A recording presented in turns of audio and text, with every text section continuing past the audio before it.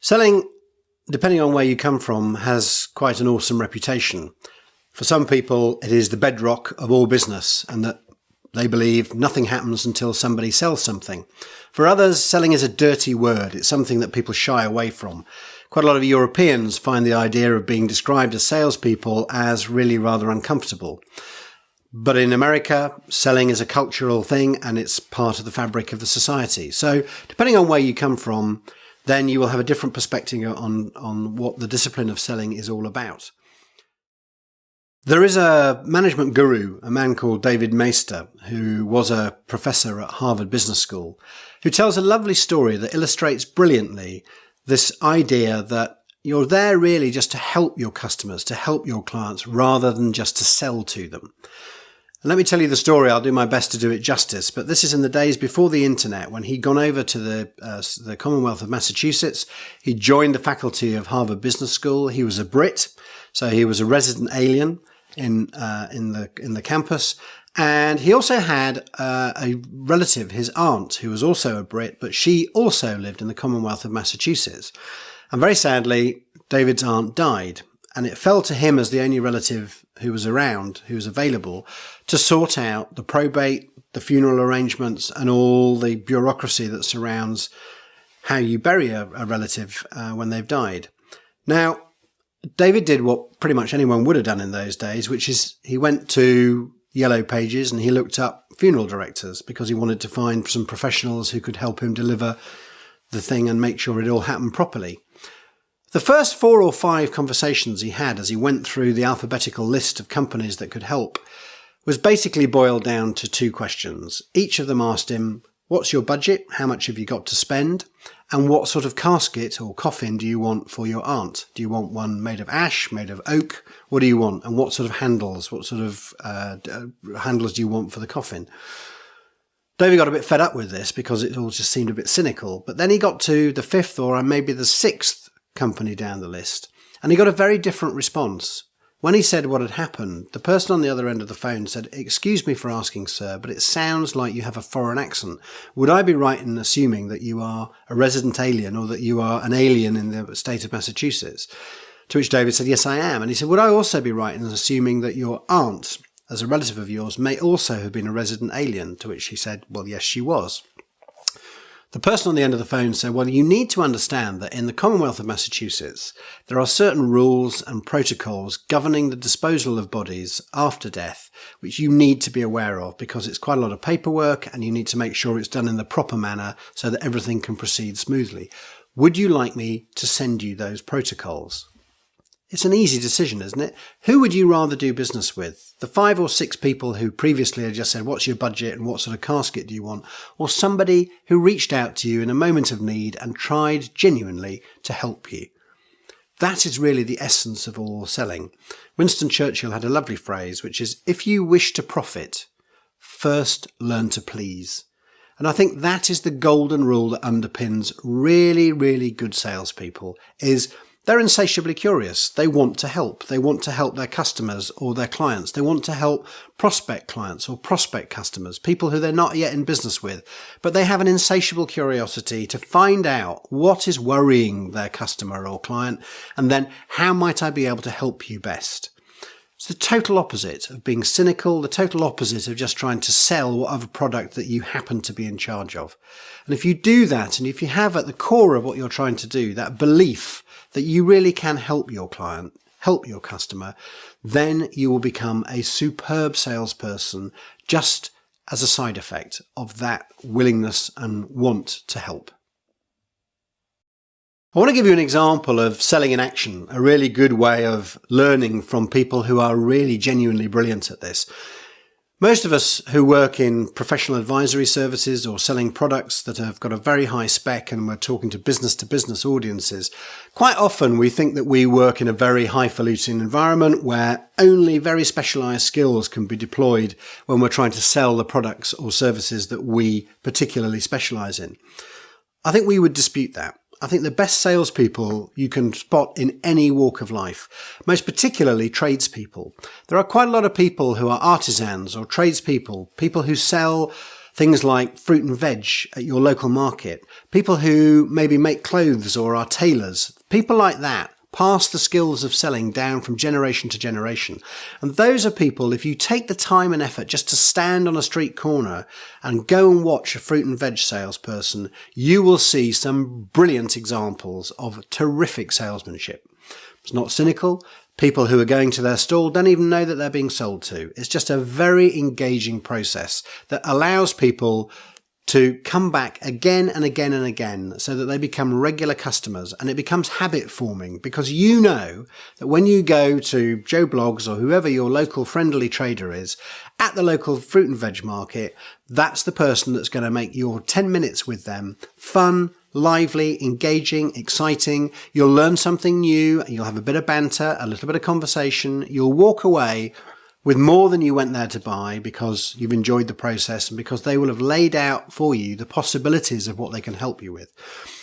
But you'll also walk away with a smile on your face. And that is the mark of a really true good salesperson, is that everybody wins. Everybody walks away with what they want. It's not about getting one over on somebody. It's about helping them. Now, if we just look at the habits that people use when they are tradespeople, let's take a fruit and veg seller. When you walk up to a fruit and veg store, many of us work in supermarkets and we buy our veg and our fruit from people like Marks and Spencer's or Sainsbury's or Tesco's or Carrefour or wherever you happen to buy it. But remember, those shops often started, like Marks and Spencer's did, as a single fruit and veg stall in Leeds Market at the back end of the 19th century. And from that grew one of the world's great retail empires. So let's not just dismiss these people as, well, they're too small, they're small fry, they're nothing to do with my world, selling very highfalutin legal products or accounting products or software packages or hard machinery or defense systems, you name it, whatever you do. These are people you can learn from. So let's go back right to the beginning and look at what they do and what skills they hand down from father to son, from mother to daughter, that we can use when we actually go and try and engage with our customers. So what do these people do? Well, when you go up to their stall, when you're standing on the street corner deciding which one to go and talk to, because they're always about 5 or 6 of them, all selling identical things, just like in your market, lots of competition. Which one do you decide to go to? They all advertise by shouting out their produce, by shouting out special offers, by talking about the price that they're offering. So they'll be offering things like £1 for £1 or whatever in kilos.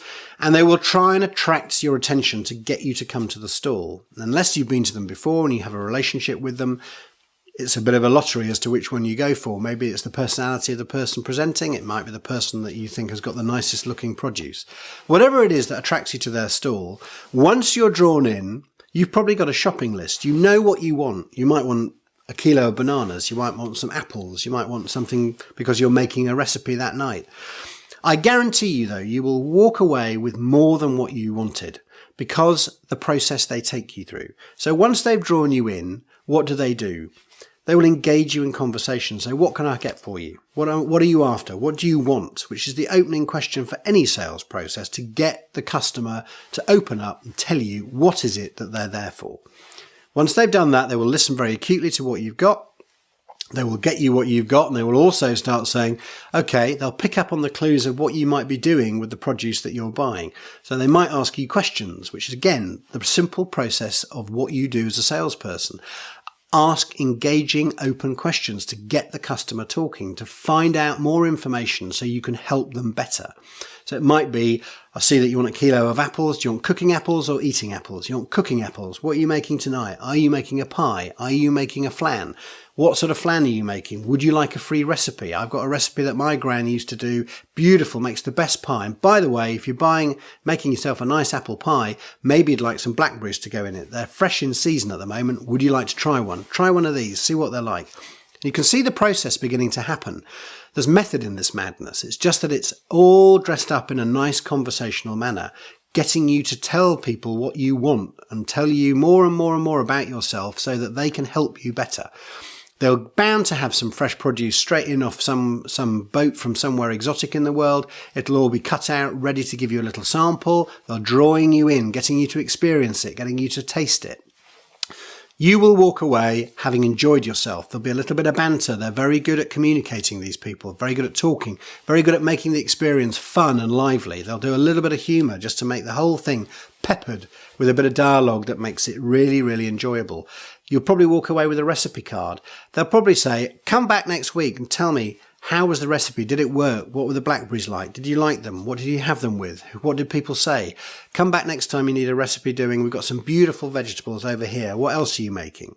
You can see the process. It's very, very enjoyable to be partaking of it. And like any sales transaction, you want to make sure that your customers enjoy their time with you. Maybe only 10 minutes, it might be an hour. Whatever it is, during their busy working week when they've got meeting after meeting after meeting, make sure it's entertaining, it's fun, as well as delivering on the thing you're there to talk about. So selling is a brilliant process. You just have to be open and alert, listen and watch and see how other people do it, because there is a system for doing it and it is very, very simple. And if it's done with charm and grace and with energy, it's a massively important part of how to drive your business growth. I want to talk a little bit about how, as a salesperson, you can position your product or your service in a way that sets a price expectation. Because for many of us, it's quite an awkward conversation to have when you're trying to position price, because quite often you will get knockback or objections from a customer. But I want to give you an example from my life where I bought for the very first time, instead of going an off-the-peg suit, I wanted something that was me, that was bespoke for me. So a friend of mine had recommended a tailor. The tailor service was one of those ones that comes to your office and they measure you up and they help you.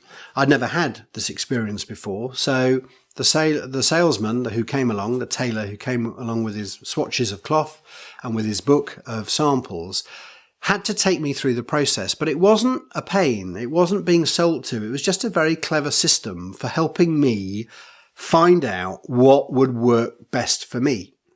So what he did was he took me through a very clever process, which was very simple, but helped me understand A, what I wanted and articulate that so that he could then interpret it as a design, but also to give me the positioning that was right for my pocket. So what did he do? Well, he started off by asking me, as all salespeople should, how can I help? What would you like? Tell me more about what you are interested in. So I outlined the fact that I wanted a business suit. I wanted something that was comfortable, that would wear well, that was two-piece. I thought I wanted maybe 2-button or maybe 3-button. Could he advise me on that? That I wanted buttons down the cuff, that I wanted the thing to fit well, be nice and snug, that I wanted it to have longevity. And so what he did is he very quickly got an idea of what sort of thing I was after. Then he got his swatch books out and he had 3 different swatch books. He said, this is our top end stuff. It's made of mohair, silk and cashmere combinations, and we call it the Elton John. And that's because it comes at a very steep price, and it's the sort of thing that you might want if you've got a really rich budget. Now immediately I'm thinking, oh, that sounds a little bit rich for my blood, and maybe that sort of fine textured suit might not wear so well, and it might be great for the one-off, but I'm not sure it's going to do me for day-to-day business. So he then said, well, look, let me show you the other end of the extreme. This is what we call our junior executive suit. Well, immediately I'm thinking, I'm not a junior executive. I don't want to be a junior executive. I don't want to be positioned that way. So he'd very cleverly depositioned me from that one, but he did show me what it was, and it was made of polyester mixes, something that was a little bit more hard-wearing or a lot more hard-wearing, but which maybe wasn't quite right or going to give me the kind of cut that I wanted. Where am I left? I'm left in the middle, exactly where he feels I should be and exactly where he wants me. That is the swatch book, where it's mid-range price. It's at the top end of mid-range, but it's going to last and last, and it's going to be a really nice woolen mix that works well, looks good, hangs right. So now we've already established this is what I need, this is what I want, and this is the right sort of price limit that I'm going to have. Now he needs to find out about cut, cloth, he needs to find out about accessories like buttons and things like that. So we get into a conversation, and he leads me through a process which guides me, a bit like starting with wide and going down into the final conclusion of what it is that I needed. So he's asking me questions about things like, Do I want at the back of my jacket single vent or double vent? Now, I wouldn't have known one or the other. So I said, well, maybe a single vent, which is just the single strip down the back of the jacket at the bottom so that the cloth can flex for whenever you move your body.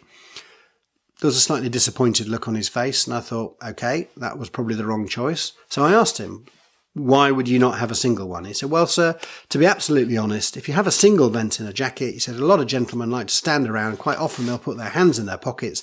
If you do that, the view from the rear, when the single part of the jacket splits, just leaves a great big expanse of the back of your trousers, which, with the best will in the world, isn't particularly the image you probably want to convey. Whereas, if you have a double vent, what happens is you put your hands in your pocket, the jacket still beautifully hangs down, so it's vertical, and it keeps the line of your entire image from the back intact, and you look much smarter, but you can still indulge by putting your hands in your pocket. That is good selling, and that is good selling because what he's doing is he's guiding you with good advice. How many times are we in front of clients when we know for a fact that they don't know how to do this, and we do? We have the brilliant expertise that they want to pay for, and yet we throw it away and say that, oh, well, it doesn't matter, it's not valuable to them, so we commoditize things that we do. This tailor knew the value of the advice he was giving, and it was valuable to me. So by doing it, he is making me understand that he is my consultant. He is my sartorial consultant, and that has a value, and therefore I should listen to him because his judgment is good, and it's based on doing this many, many times for many, many customers. You bring that to your clients, and yet how many times do we hear ourselves say to clients when they ring up at the last moment and say, look, I'm really sorry, I should have told you about this the other day, but I totally forgot. Please could you do this job over the weekend? And I need it on Monday. I'm sorry, but it'd be great if you could. What's our reaction to that? We normally say, absolutely, no problem. And then we should kick ourselves because actually it is a problem, because by doing it at the last minute, we've probably got to pull other people off another job. We've got to work over the weekend, and yet we've just given it away. And if we try and have the temerity to then send the client an invoice for that time over the weekend, they'll probably reject it because they said, hey, why are you asking me to pay for this when you told me on Friday it was no problem? If it's no problem, it shouldn't have a price attached to it. So don't let people do that to you. Remember the tailor, remember the fruit stall holder. These people are brilliant at drawing a conclusion from a wide angle to try and help their customer, help their client do the right thing. You too can do that, and there's a process that goes with it, and it's called fees. F-E-E-S, fees, and that is what we'll talk about in the next section. Okay, so we've talked around the subject of selling, but now what are the specific skills that allow you to structure that conversation, structure that process so that you take the client down to the only logical conclusion that that client can have, which is genuinely going to help them achieve what they're trying to achieve? Well, the place to start with it is just to think about for a moment why people buy things, whether it's business to business, whether it's in normal everyday life. People only buy for two reasons. They either buy to help them make a gain. It might be to get a competitive advantage. It might be to help them to lift their market share. It might be to get something good out of the transaction. The other reason they buy is to help them avoid a loss. So they may be worried about a competitive move. They may be worried that they're going to lose money if they don't do something. They may be already losing money, but they don't know how to stop losing that money. Most clients, most of the time, especially in a market which is tough, in a market where the economy is maybe in depression or recession, are in the negative buying mode. They're in the mode of avoid a loss. Now, whether they are in avoid a loss or make a gain, that determines how you couch your proposal, because if they're looking for a positive gain, you need to make sure that they understand you are going to help them to do that. And the language that you couch your proposal in needs to be positive. It needs to play on the opportunity that they can get from exploiting the situation. If, on the other hand, they are in negative buying mode, then you need to play to that. You need to help them understand and extrapolate the consequences of what is not happening for them at the moment. What are the financial impacts, implications of this situation continuing to happen? And how are they going to exacerbate the situation if they don't take remedial action? And that is how you start and to think about your sales clients. Are they in make a gain or are they in avoid a loss? I want to talk about the fees process. So once you've decided whether or not your customer or client is in the make a gain or avoid a loss buying mode, then you need to do the proper structure for how to pull off a sales conversation. Now this we call fees. F-E-E-S. It's an acronym that just hopefully will stick in your mind because it's where the money is. The classic mistake that people make when they are in a sales mode is they find out what it is that the client wants. And they think they've got all the information that they require. And then they leap straight to specifying the necessary action that needs to be taken to put that situation right or to take advantage of the opportunity that that situation presents. But that almost universally ends up with a rejection of the idea that you're proposing. If you just go in and you start talking about, right, it seems to us that the facts are this, therefore, what you need to do is that, and here is the price for doing that. Normally, you will get a no. And the reason you get a no is because you have built no context for the price of taking action on your specified solution. So therefore, the price just exists in a vacuum. Normally, when people hear a price, they're like, wow, that's much more than I was expecting to pay. Mostly, they will come back with objections. There is a better way. Proper professional sales approach takes you through a process. It's called fees and it stands for start with the facts, the F, the factual information that you have gathered that tells the client or shares with the client the current situation. It might be they're losing sales. It might be that their product is out of stock on the retail shelves where it should be and it's not getting out there.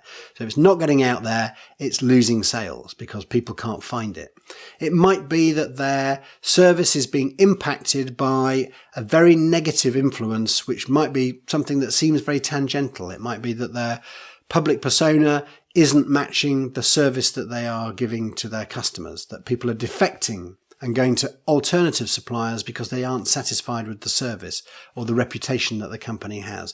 Whatever it is, your job as the salesperson is to find out the point of pain, the F, the facts. But once you've found out the facts, do not then leap straight to, and what you need to do is this, because the client will just say, no, I don't need to do that, and I certainly don't need to do it at that price. The next part of the process is the first E. Explore the consequences and the opportunities that these facts present. For example, maybe that you have found that your client's product isn't on the market shelves. It's not on the supermarket shelves or it's understocked. So when customers are going into the supermarket and trying to find it, they can't because there isn't enough stock. Now, if you multiply one supermarket being out of stock with your client's product, you multiply that by all of the supermarkets in that chain representing it at the same amount of out of stocks. Let's say it's 10% of the stock that should be on shelf isn't. If you multiply that by 600 outlets for whatever supermarket chain that is, and then you multiply that by all the other supermarket outlets that they are represented in, all the other brands of supermarket, suddenly you've gone from a problem which is maybe costing them a little bit of money to a massive problem. Because if they're 10% out of stock in every retail outlet in the country, they are hemorrhaging potential sales. And if they don't put that right, that's going to cost them over the course of 6 months or a year, multiple millions of pounds or euros or dollars or yen or whatever currency you're dealing in. So what you need to do is help the client understand the magnitude of the cost of not putting this problem right. And once you've done that, then you can start to progress to the next stage, which is to expand their requirement from you, expand their need to buy from you, which shows that maybe they've got another line, maybe they've got another product, maybe they've got another service that is also being impacted by this out of stocks or by the bad reputation that they've got in the market, or by people defecting to other brands because they can't find their brand or because they don't like their brand. Whatever it is that's the point of pain you've identified, you have to multiply it so that the client can see that the option to do nothing doesn't exist. Because if they continue to do nothing, it will go horrendously wrong. Only once you've done this process, you've established what the facts are, you've explored the consequences or the upside, the opportunities that this situation makes happen, then you've expanded their need to buy from you, because they recognize that it's not just this situation, there are other implications that are impacting their business. Then, and only then, do you progress to the final stage, the fourth stage of the sales process. And that is when you start to get into a conversation with the client about, so what do we think we should do to specify the correct solution to rectify this problem or this opportunity that we've established is costing you a lot of money. Then you can even ask the client, what do you think you should do? Because that way they co-create with you the right solution.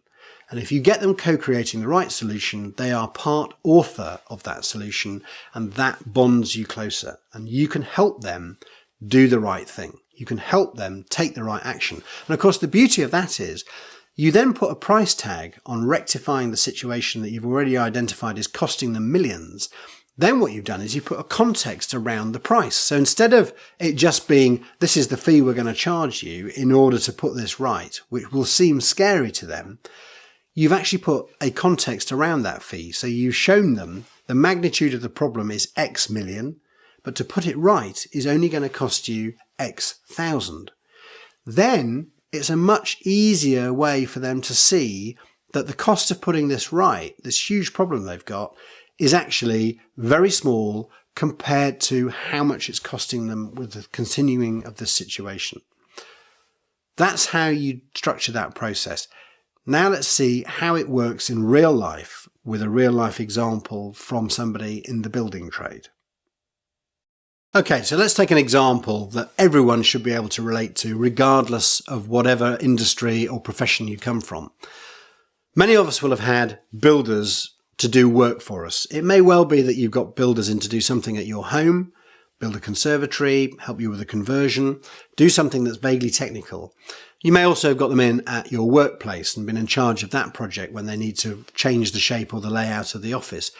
Whichever way you've used them, it's fair to say that quite a lot of builders have a very good reputation because word of mouth gets around, and everyone knows that when you find a good builder, you tell everyone about it because they're in relatively short supply.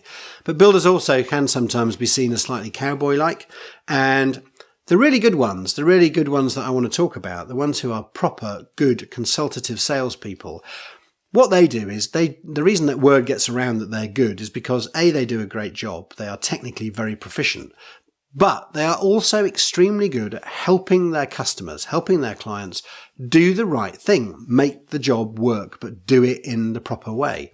So I want to take the example of a builder. I want to take the example of a builder where you might, for example, be at home. You've decided that what you want to do is you want to knock down one of the walls in your house because you want to have a much more wide open space inside. You want a bit more air, you want a bit more light, and you want to get rid of a wall so that you can actually have a larger living space and enjoy the space a bit more. Now, what are your options? Well, the first and the cheapest option is you do it yourself. You could quite happily go down to the local DIY store, go down and buy the tools to do the job. You might need a sledgehammer, you might need some technical equipment, you might need some plaster of Paris, some paint, some wood, you might need a few bits of wire, some plumbing, whatever it is. But maybe if you decide you're proficient enough, you could do this. You could remove the wall and then put the room together so that you've made the whole thing work and you've delivered what you want. Now that would probably cost you a few hundred, maybe €1,000 or pounds or whatever the currency is. But you decide maybe you're not quite that confident. So you're going to get some quotes in from different builders. When the builders come along and one of them comes along for the first meeting, they will always ask you the same thing. Tell us what you want. It's the brief, it's the instruction, it's the mandate. What is it that you want us to do for you? How can we help? to which you will then articulate your vision of what you want. I want to get rid of this wall. I want to open the space out. I want more space. I want more light. I want more room. I want it to be a functioning family area. So the kitchen in one area, I want some more settees and sofas and things like that over there. I want some nice hardwood flooring because I want it to be nice and spacious and light. And I want it to be hard wearing so that it can withstand a lot of family action. And I want it to be beautifully lit. And I want it to just function really well as a family space. That's your brief. What will happen then is, adhering to the fees process, the builder will not then just leap straight to a conclusion and say, right, what you need to do. They won't just specify the answer. They won't just go, right, what you need to do is this, that and the other. So that's going to cost you 15,000. Because they know perfectly well that what you'll do is go, oh my goodness me, I had no idea it was going to cost that much. What they'll do instead is they'll take you through the fees process. So they'll hear what you want. They've found out the facts. So what they'll do then is they'll look at the wall. And they will spend quite a lot of time looking at it, touching it, knocking it, feeling it, looking at it from different angles, above, below, the other side, this side. They'll look down at the skirting board. They'll look along the perimeter. They'll look around the edges. They'll look at where the windows are. They'll look at all of that. And the reason they're doing that is so they can go to stage 2. Talk to you about the facts and then explore the consequences and the opportunities of doing this properly.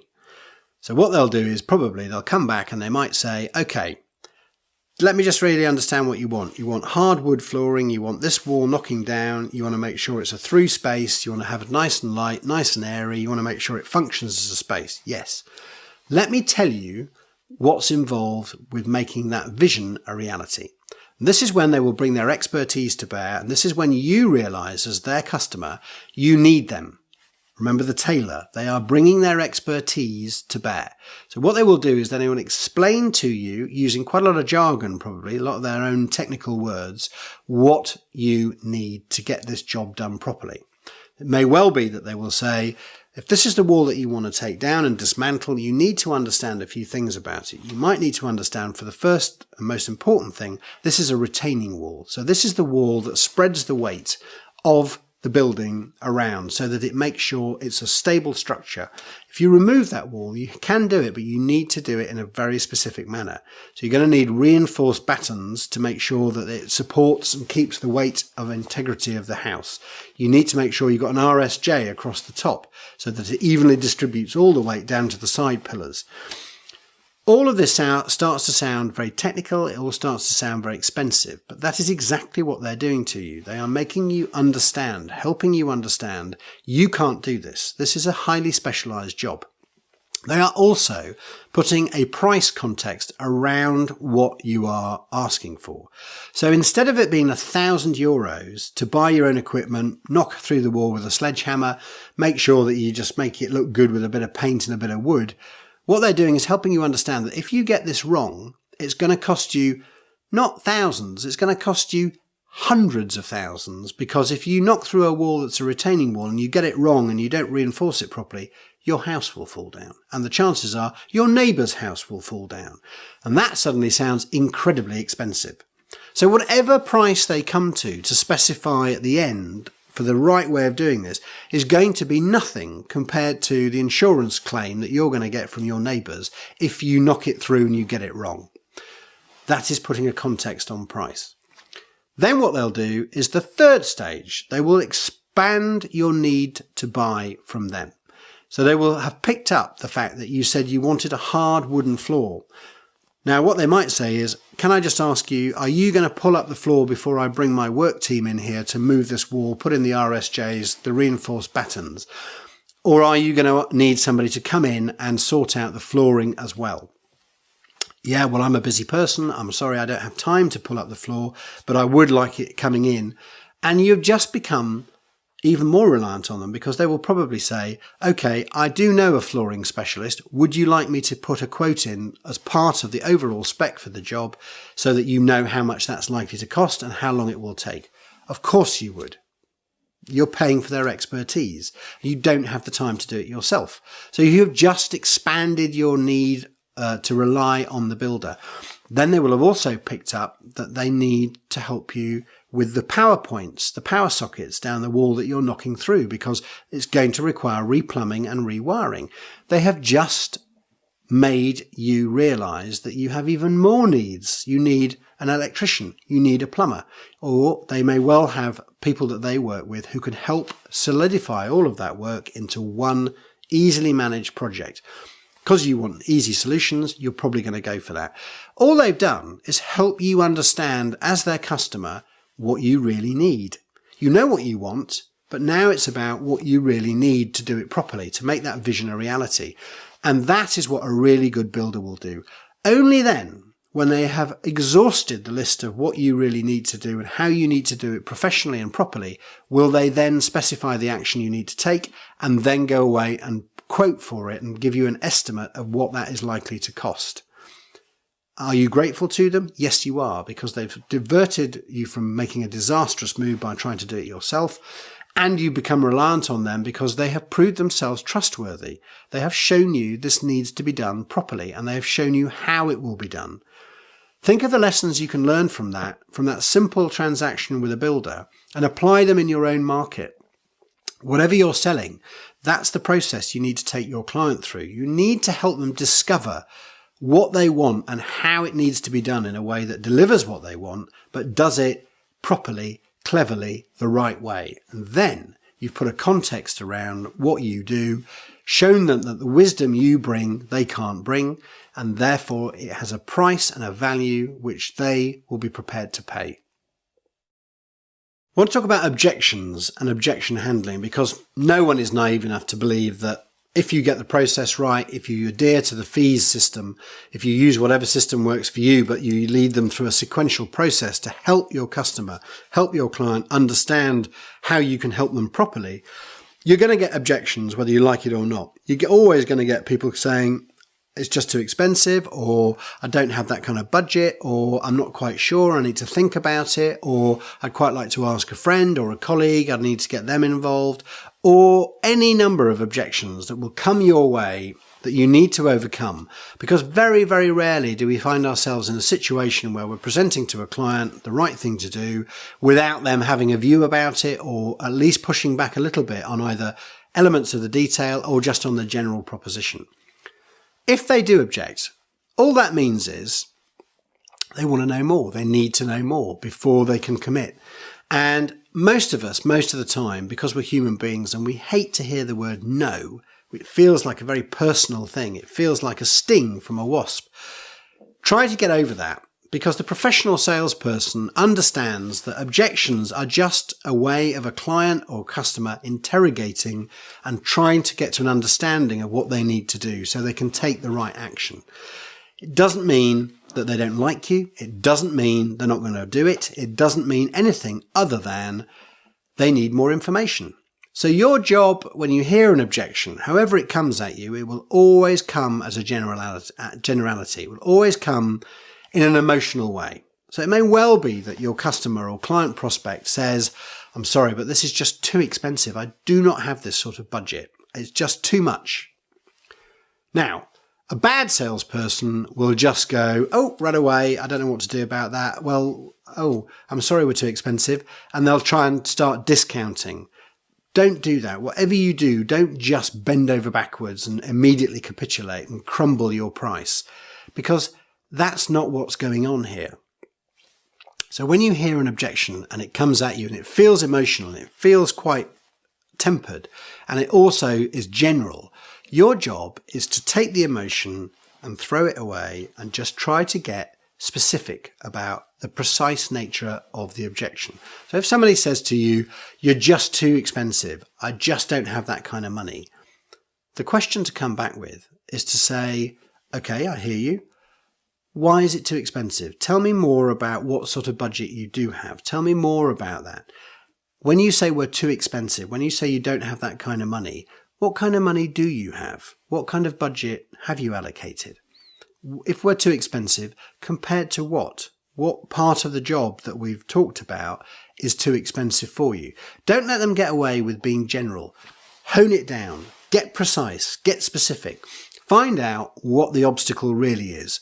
Don't let them talk about it's just too expensive. Narrow it down.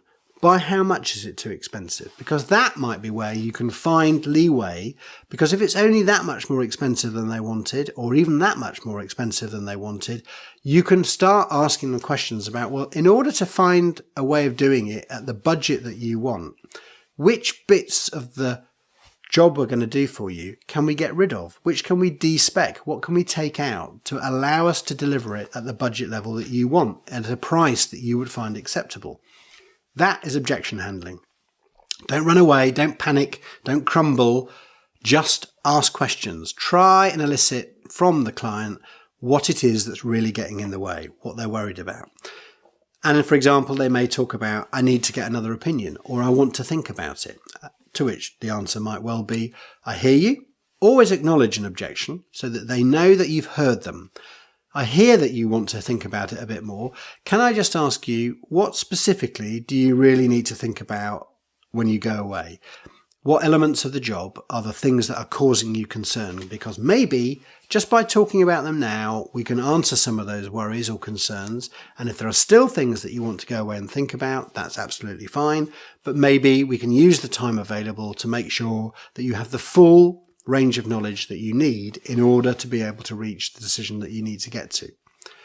That's just being a responsible salesperson. You are helping them. You are helping them think their way through the whole process. And if in the course of doing that, you discover things that would be done better, that's great. Everybody wins by that. So don't be afraid of objections. Welcome them. They are a way of eliciting more information, more detail, so that the customer and the client can make a better decision.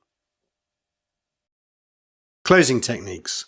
Closing techniques are basically how you ask for the business. They draw the sales conversation to a conclusion. They are the full stop where you actually get to the point where the client says, yes, we're doing this. Now, there are different ways of asking clients to close. So it may well be that you've got to, first of all, make sure you're at the point where a close or a trial close is the appropriate thing to do. A trial close is when you just say something which invites the response that maybe we're ready to do business together. So it might be something like, are there any other things that I need to know, or are there any worries in your mind which might impede us proceeding together?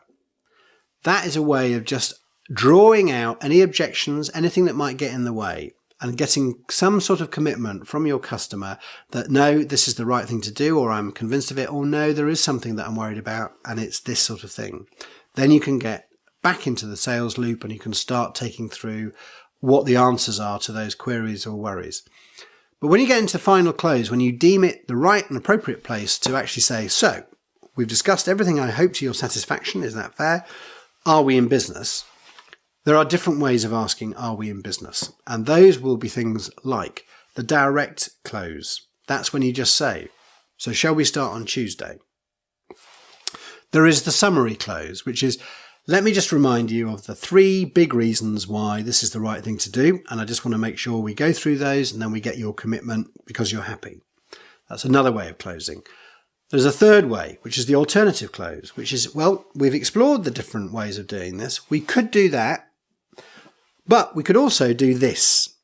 The decision is yours.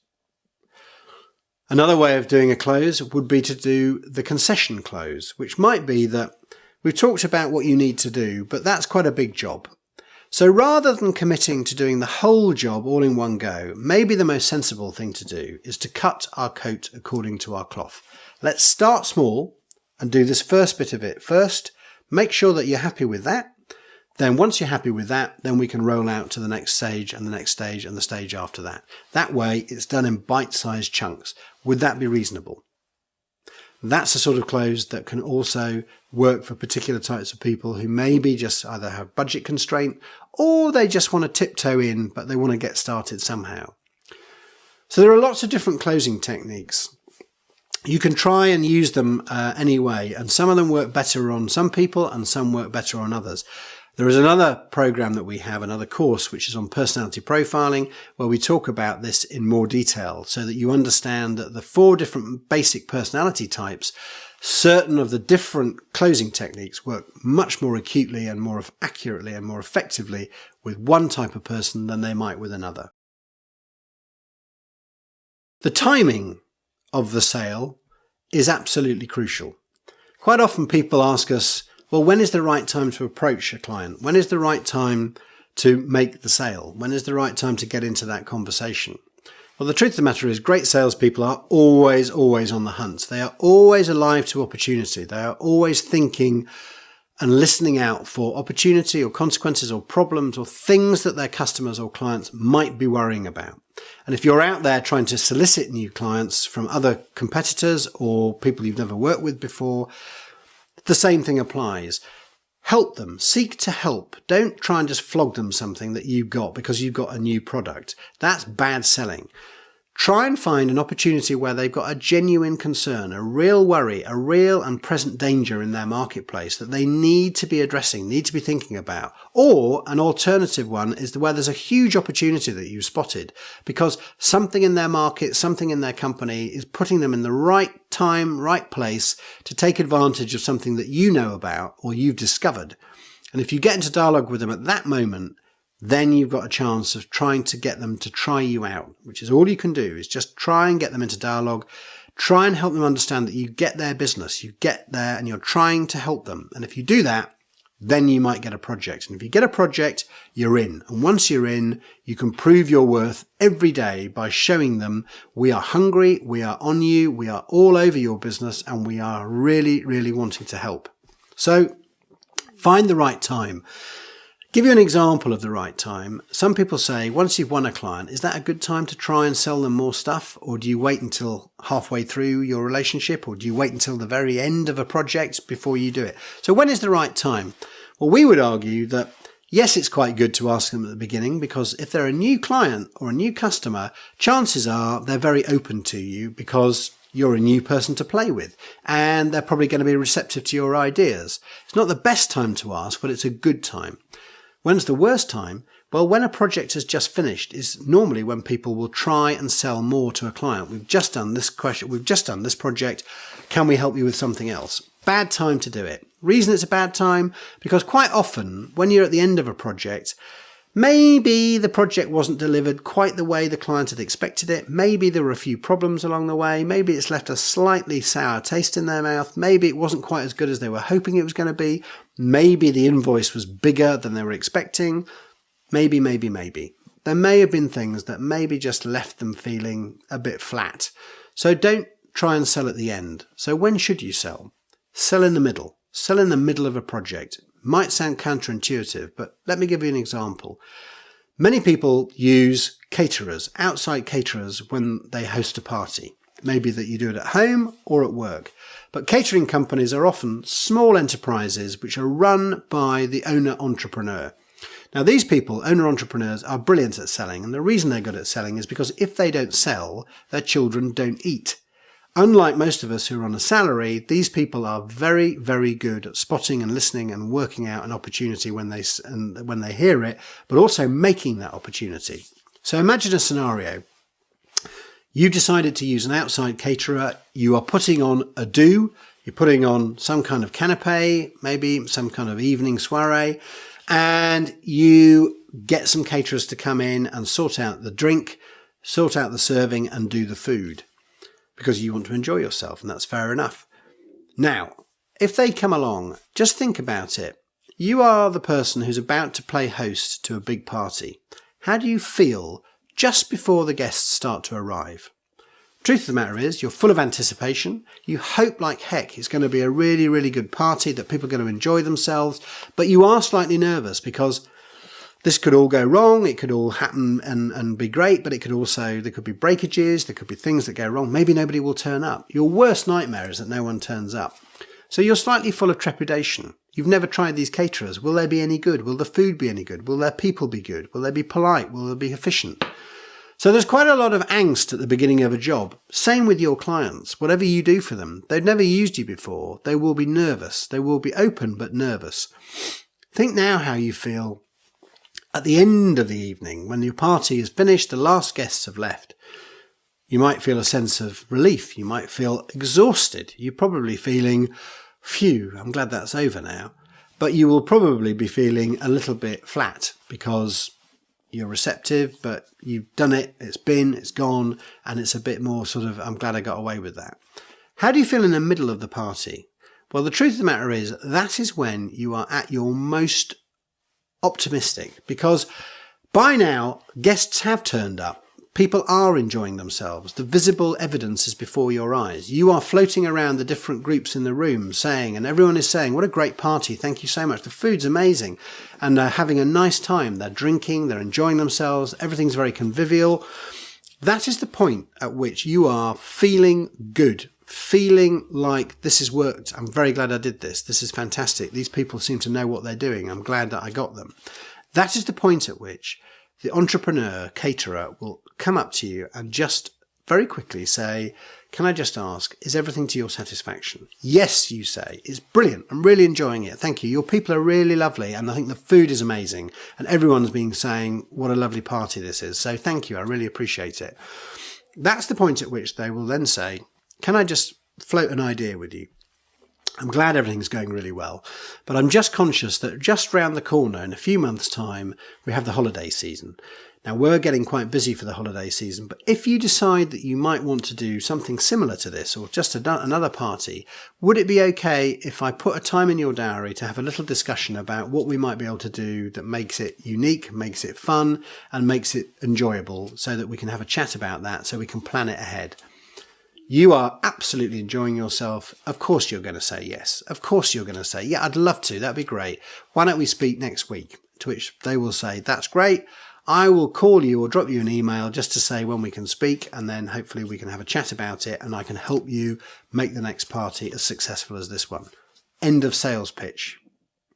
You have just been closed. You have just been sold to, but not in a nasty way, not in a cynical way, in a way where they're trying to help you and trying to do the right thing by you that works for them and works for you. Nothing wrong with that.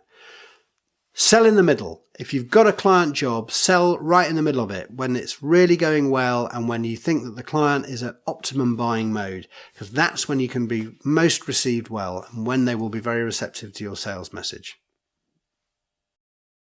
Here are some ideas of how to get into dialogue with a sales prospect, because often it's much easier to do business with people we are already in an existing relationship with. The truth of the matter is, we honestly don't really believe in cold calling.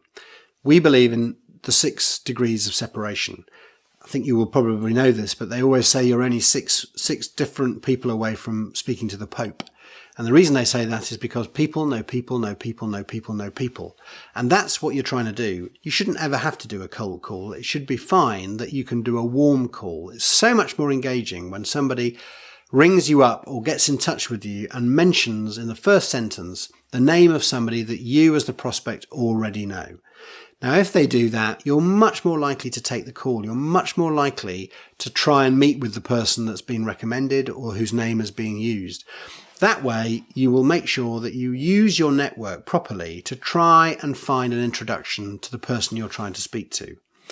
Do it. Try it. Do it religiously. Do it methodically. Do it systematically. And you will find suddenly that your sales pipeline has been massively filled because you are exploiting your little black book, your list of contacts, your network, in order to try and fill your pipeline with conversations with people where you think you can help.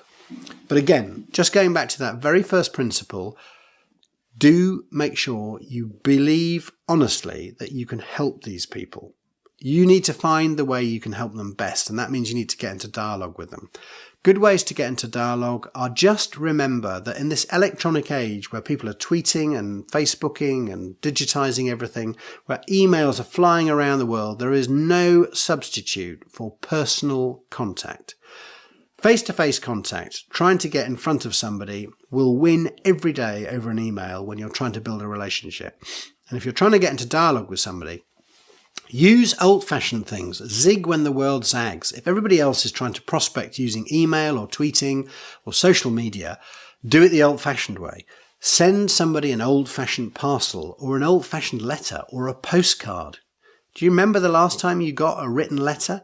When it lands on your doormat, my goodness me, that stands out. My goodness me, that shows effort. And if it's handwritten, that shows, wow, this person has put a lot of care and attention. I get hundreds of emails every day. I'm sure you do too. They don't stand out. I know clients who will just refuse point blank to open an email from somebody they've never met. They won't join in with LinkedIn if they don't know you first or have you introduced by somebody else.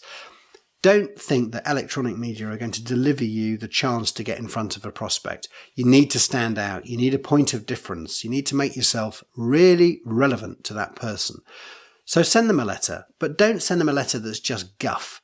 Send them a letter about something where there's an article that you've seen which might be of interest to them, something that they should be aware of, something that you can send them maybe which intrigues them or gets them into feeling, maybe I should speak to these people. You may have written a book. We write books all the time.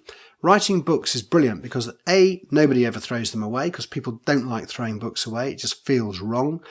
And B, a book shows credibility. If you've written and taken the trouble to write a book about a particular subject, that means you're probably an expert. So people value expertise. So try and find something that is relevant to that person that you want to talk to. Don't please inundate them with your credentials or with case studies that you've done or stuff about you. They're not interested. Always remember that clients don't care about you. They care about what you can do for them.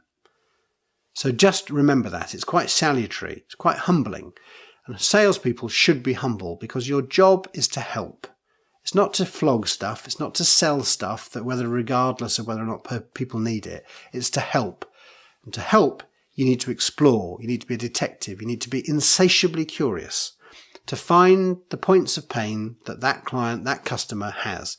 Then you can help them get the right solution. And if you do that, you will inherit the earth because great salespeople are very rare. But when they are really, really good, by goodness me, their clients come flocking. 2 essential and final prerequisites for selling. 1, belief. You must believe you can help and you must believe in your product or service. The second one is tenacity. Tenacity is something that people don't by and large have. Great salespeople have to be tenacious. And the reason for that is because you won't always knock on the door and get a very receptive welcome. You won't always knock on the door and find that you've got it right. You won't always knock on their door and find they welcome you with open arms. You have to be tenacious. Let me give you an example. It takes time to get into dialogue with somebody before they trust you enough to give you a project, to help them, to let them help you. Like Jerry Maguire, that's what it's all about, is help me to help you.